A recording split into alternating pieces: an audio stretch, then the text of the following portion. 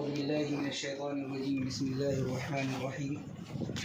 وإذ قال إبراهيم رب أرني كيف تحيي الموتى قال أولم تؤمن قال بلى ولكن ليطمئن قلبي۔ آج کے قیام اللیل میں ایک بہت بڑے پیغمبر حضرت ابراہیم علیہ السلام کا ذکر ہوا ہے۔ حضرت ابراہیم علیہ السلام جن کے تعلق سے اللہ رب العالمین نے کہا ان ابراہیم کان امہ، حضرت ابراہیم علیہ السلام اکیلے ایک امت کے برابر۔ بڑی ساری آزمائشوں کے اندر وہ ڈالے گئے اور ہر آزمائش میں کامیاب تھے۔ ایک مرتبہ اللہ رب العالمین سے کہا حضرت ابراہیم علیہ السلام نے، قرآن کی آیت ہے جو پڑھی گئی ہے آج قیام اللیل میں، کہ اے اللہ تو مجھے دکھا کہ تو مردوں کو زندہ کیسے کرتا ہے۔ وَإِذْ قَالَ إِبْرَاهِيمُ رَبِّ أَرِنِي كَيْفَ تُحْيِي الْمَوْتَى، مردوں کو تو زندہ کیسے کرتا ہے۔ اللہ نے کہا کہ تمہیں اس بات پر یقین نہیں ہے، ایمان نہیں ہے؟ تو حضرت ابراہیم علیہ السلام نے کہا کہ نہیں، اپنے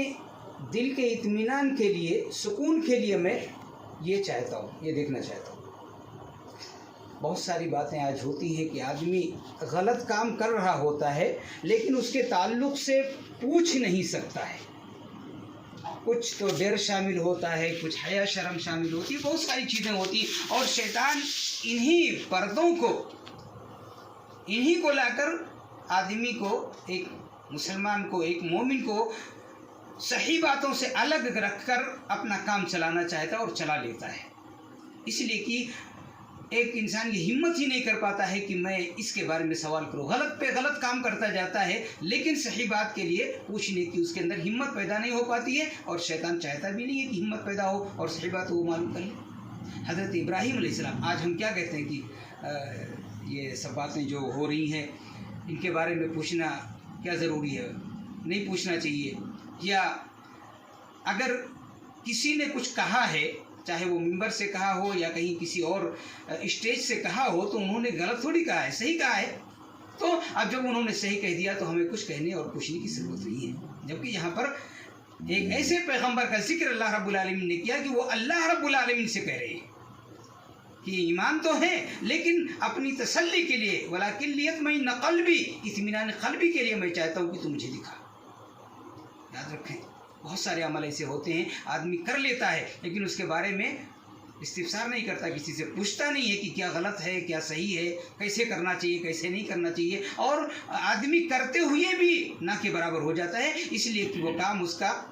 قرآن اور حدیث کے خلاف ہوتا ہے اور سارا عمل بیکار ہو جاتا ہے۔ اس لیے کوئی بھی عمل پہلے اس پر سکہ اور مہر ہونا چاہیے قرآن و حدیث کا، اللہ اور اس کے رسول کا، تب وہ عمل اللہ رب العالمین کے یہاں قابل قبول ہوتا ہے۔ اس آیت کے تعلق سے یہ باتیں ضروری تھیں بتانی۔ اللہ رب العالمین نے حضرت ابراہیم علیہ السلام سے کہا کہ 4 پرندے لے آؤ اور ان کو پالو، فخذ 4 من الطیر، 4 پرندے لے آؤ اور ان کو الگ الگ نام رکھ لو اور ان کو پالو، اور جب وہ ہل جائیں بالکل کہ ایک نام لو اور آ جائے، جیسے ہم لوگ بہت سارے لوگ طوطا پالتے ہیں مٹھو کے نام سے اور اس طریقے سے اسے آواز دیتے ہیں، بلاتے ہیں، وہ کچھ بولتا ہے، ایسے ہی تم ان پرندوں کو پال لو اور ان کو خوب ہلا لو کہ وہ تمہارے ایک اشارے پر تمہاری طرف آ جائیں، اور اس کے بعد جب وہ ایک دم تیار ہو جائیں تمہارے کام کے لیے کہ اب ہم ان کو جن نام سے پکاریں گے وہ دوڑ کر ہمارے پاس آئیں گے، ان 4 کو ذبح کرو، ذبح کرنے کے بعد ان کا قیمہ بناؤ، اور قیمہ بنانے کے بعد ان کو الگ الگ جگہوں پر رکھ دو اور پھر ان کے نام کے ساتھ ان کو پکارو، دیکھو وہ کیسے زندہ ہو کر تمہارے پاس آتے ہیں۔ یہ اطمینان قلبی حضرت ابراہیم علیہ السلام نے سوال کیا، اللہ رب العالمین نے جواب دیا۔ تو یہ ہے کہ ایک قرآن کے اندر جو انبیاء کا ذکر اللہ رب العالمین اس طریقے سے کیا ہے، وہ اسی لیے ہے کہ ایسا نہ ہو کہ ہم کسی کام میں بس یہ سوچتے رہ جائیں کہ سوال کرنا ٹھیک ہے کہ نہیں ہے، پوچھنا ٹھیک ہے کہ نہیں ٹھیک ہے، پوچھیں گے تو کیا ہوگا، کچھ نہیں ہوتا ہے، پوچھنے سے کچھ نہیں ہوتا ہے۔ دل کے اندر جو ہوتا ہے نا، ایک قوت بڑھتی ہے، دل کے اندر جو قوت ہوتی ہے نا وہ کمزور ہوتے جاتا ہے، تو اگر ہم کسی سے سوال کرتے ہیں، کسی سے کچھ پوچھتے ہیں تو ہمت بڑھتی ہے کہ ہم نے ایک سوال کیا تھا، ہمت بڑھی، پھر دوسرا سوال کریں گے، پھر تیسرا سوال کریں گے، اور اس طریقے سے سوال کر کے صحیح چیزوں کا علم حاصل کر کے پھر اللہ رب العالمین سے ہم اس بات کے تعلق سے سوال کریں گے اور اللہ رب العالمین کے سامنے اپنی باتوں کو پیش کریں گے اور اللہ سے دعا کریں گے کہ اللہ یہ ہمارے دلوں کے اندر یہ باتیں ہیں، ہم یہ جانتے ہیں، ہم یہ تیرے سامنے رکھتے ہیں، اے اللہ اگر یہ بالکل حق ہے، صحیح ہے تو اللہ اس کو قبول فرما لے اور ہماری ان تمام پریشانیوں کو جو ان کے تعلق سے ہیں اللہ دور کر دے۔ جیسے کہ ہے نا حدیث کے اندر آتا ہے، ایک بات دیکھیں، ہر آدمی پریشان ہے، کوئی کسی پریشانی میں، کوئی کسی پریشانی میں مبتلا ہے۔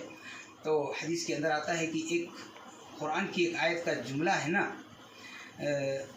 حضرت یونس علیہ السلام نے جو پڑھا تھا مچھلی کے پیٹ میں جا کر، لا الہ الا انت سبحانک انی کنت من الظالمین۔ مفسرین لکھتے ہیں کہ